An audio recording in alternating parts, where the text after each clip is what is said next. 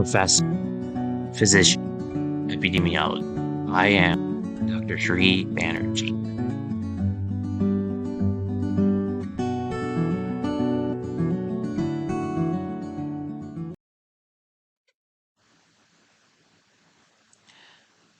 Hello, I'm Dr. Sri Banerjee, core faculty for the College of Health Sciences and Public Policy at Walden University.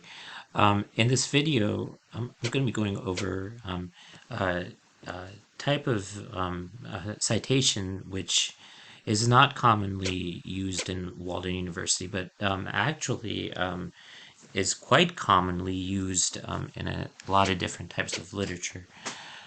So the reason I'm actually even lecturing on this style of writing is because oftentimes when students are completing their dissertation and have been told that the American Psychological Association is the APA is the only manual that can be used. They're often surprised to see that there's AMA out there too, the American Medical Association. And so there's actually a lot of, if you visit their website, I encourage you to do so. Take some time to review this website. This is actually a very important list of guides. So you look on the left-hand side. It says, "Welcome to the AMA Manual of Cell. Everything you need to produce well-organized and clear manuscripts." So if you're wanting to actually create well-written manuscripts and finding out how to do so, this is one technique that you would have to learn, and that is how to reference, how to properly reference.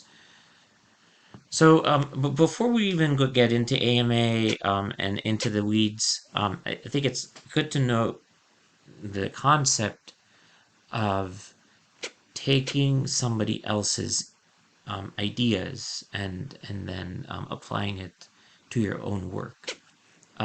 So let's take a minute to think about that a little bit.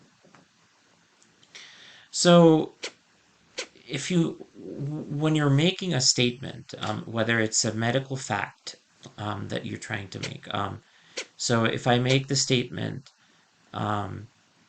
each year, 700,000 individuals die from cardiovascular disease. So I make that statement. So I can make that statement and then continue with my next statement saying that cardiovascular disease is made worse by atherosclerosis. I just made another statement. But in all of these statements, how do you know that any of it is true? Any of it is based on fact.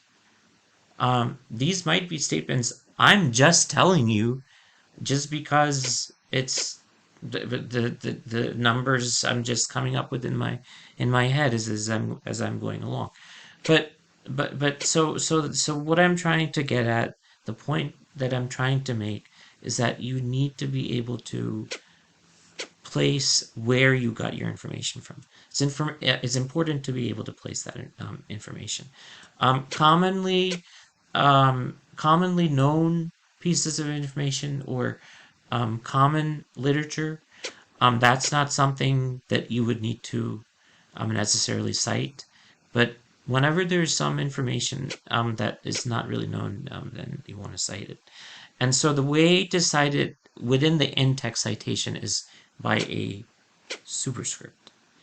And then the order of the references at the end, instead of it being alphabetical, it's in the order that the reference appears within your work. So this is kind of the main gist of the AMA manual. You can learn more here. There's so many things that you can do. In fact, updated guidance on reporting race and ethnicity is an especially important one. for instance, correct and preferred usage of common words and phrases. So following simple rules for correct and preferred usage of common words and phrases is important during scientific communication. You don't want to use unclear words because, especially in medicine, that causes miscommunication. And so, of course, for instance, ability versus capability versus capacity. Be careful about the types of words that you use. So, in medicine, when you're stating certain facts, the physical examination was normal may not be as accurate as saying findings from the physical examination were normal. So when you're writing up a case study, you might want to write that the findings from the physical examination were normal rather than just it was normal. It's incorrect to say that the throat culture was negative.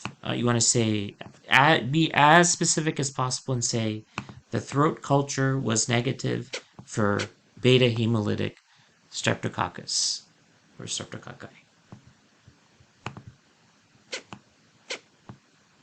So these are some examples, but then there's exceptions to this. So when there's so some of these things, like for instance, HIV positive men, seronegative women, these are examples of a node negative lung tumors. These are specific examples how you would designate these. So there you can say normal versus abnormal, but otherwise it's not enough just to say normal, or it's not enough just to say positive. Be specific. So there's a lot of terminology, a lot of exceptions in this guide to be going through. Affect versus effect, but the important thing about this guide is that it's specific. It's 56 pages, and it's specifically looking at medical scenarios. So if you're in the field of nursing or medicine or in certain areas, I think it is wise to go through the correct and preferred usage of words. And I'm not going to go over all of them, but some of these, for instance, clinician versus practitioner, depending on the context, this can be used to describe persons in the clinical practice differently. So health fields of medicine, nursing, psychology, dentistry, optometry, this is different.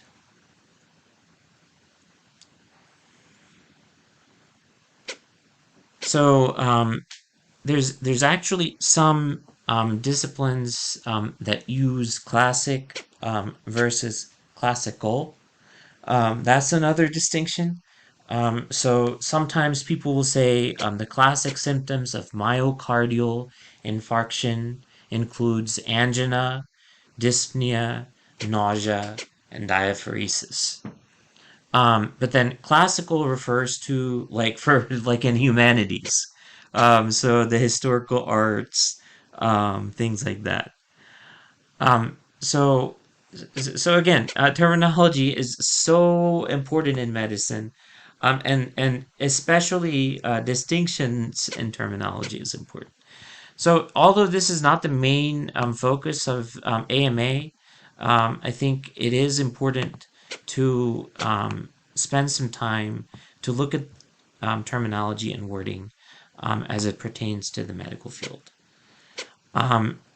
You can actually go through the rest of this guide and also look at, I want you to spend a little bit of time looking at what's new in the 11th edition. And so it's a 1,200-page book, so it's a pretty thick book, but it has 23 chapters, and The 10 committee members revise these chapters, and through regular meeting discussions, and in a 5-year iterative process, this has been created. And so this is the 11th edition, and so there's actually an interactive conversion calculator, which is kind of neat because the units of measure is actually especially important in the field of medicine, more than any other field. So it's really been updated, thoroughly updated, here, as they're saying, you know, there's a comprehensive guidance now how to cite journal articles, books, reports, websites, things like that, on ethical and legal issues. And then the section on nomenclature has undergone thorough updating.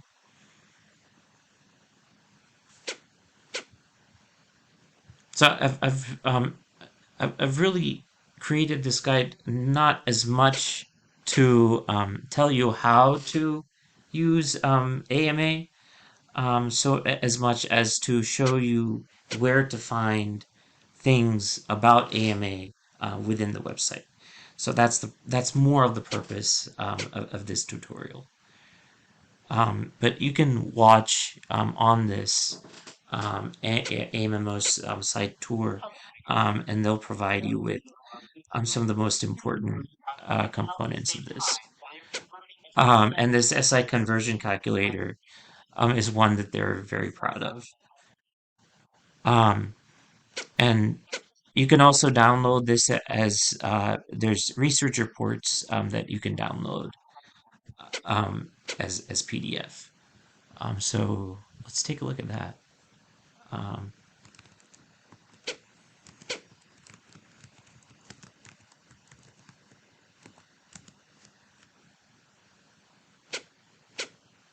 so here are the research reports,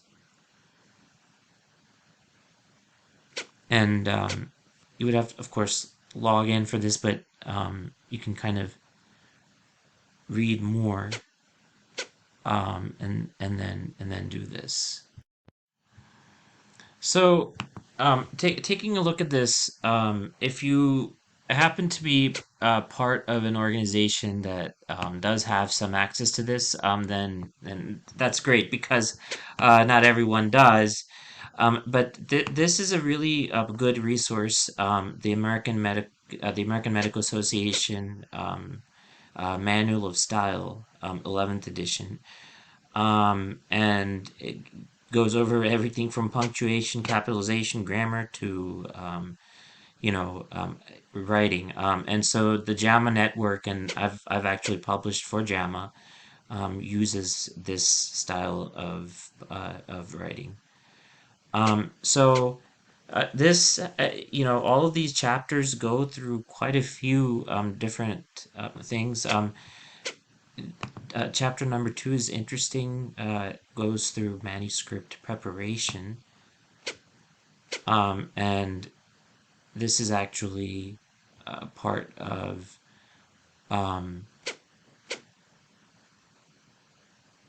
some of the information that's included here. So what to have in it is important.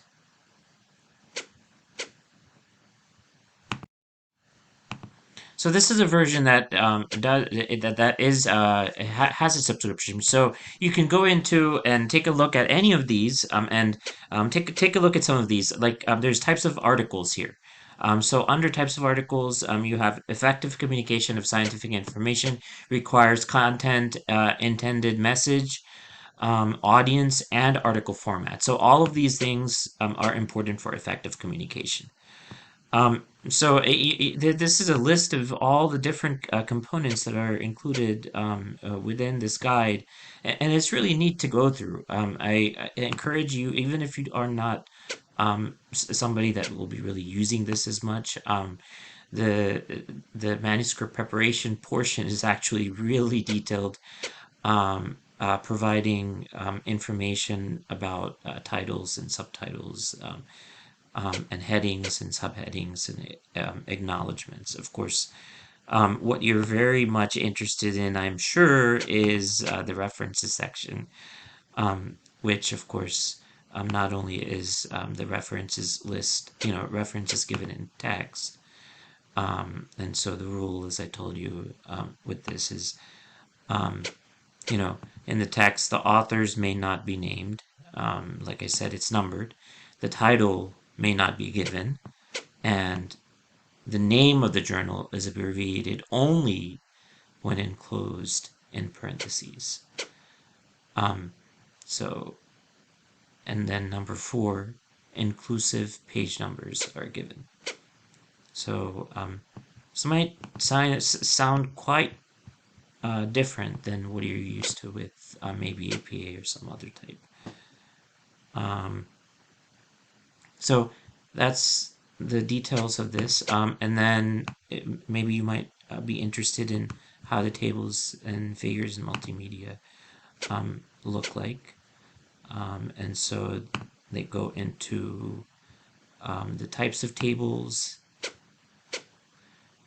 and here's table 4.11, and the table description is on top, and how to organize this information in tables, that also is specified. So you could have 2 tables with identical information. And one thing that I find interesting actually in this guide, more so than APA, is that there's much more, at least it feels like there's much more information specifically towards tables, because there's much more tabling, if I would use that as a verb, involved when it comes to medical literature.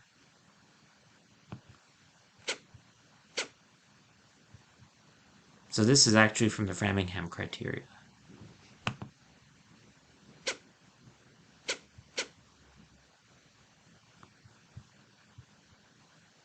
So I'm not going to spend too much more time over this information, except for the fact that there's really good, quick information that you could just quickly access here. All of the different types of observational studies are listed, all 14 of them, which is quite rare. So this is one that I would spend a little bit of time going over, because it actually details very specifically some of these studies, and then at the end it gives you the exact reporting guideline. And honestly, I've been through quite a few manuals and quite a few guides. This is one of the very few guides that goes through every single observational study, and provides such extensive detail as to what they are. But not only that, please go into the clinical trials. There's 5 of them, and because of the importance of this, there's actually the consort checklist is actually directly reported on there. So the IC, International Committee of Medical Journal Editors, comes out with these guidelines for clinical trials, and they put it right on that. So that's the strengths of this guide. So if you do have access, please take a look at all of the different components. Even the mathematical portion is defined. Honestly, the online version is less cumbersome to deal with than a paperback version. I can't even imagine using a paperback version for this. So this will aid in referencing any sort of information that you have.